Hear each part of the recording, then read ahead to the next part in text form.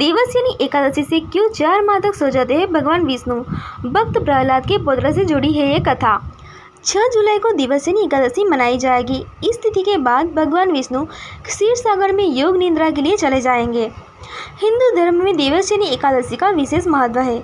यह हर साल आषाढ़ माह शुक्ल पक्ष की एकादशी तिथि पर मनाई जाती है।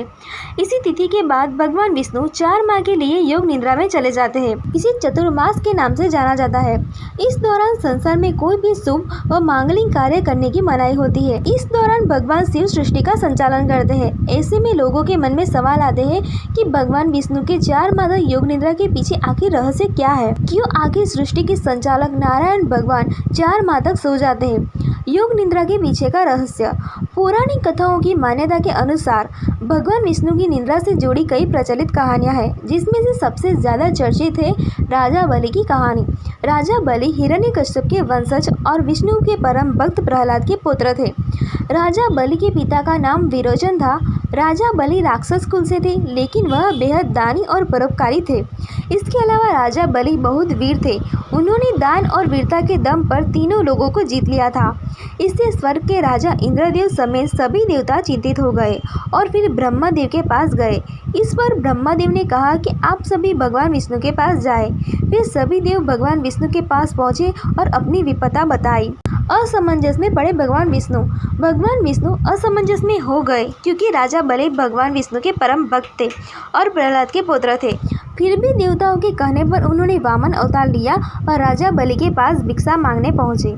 वामन ब्राह्मण देख राजा बलि खुश हुए और दान करने की इच्छा जताई। इस पर भगवान विष्णु ने सबसे बड़ी चालाकी से कहा कि आज तक जो मैंने मांगा वह कोई दे नहीं सका। जिस पर राजा बलि बोले, ब्राह्मण देवता आप जो भी मर्जी मांगे हम देंगे। इस पर वामन देव ने राजा से वचन लिया और फिर 3 पग जमीन मांगी।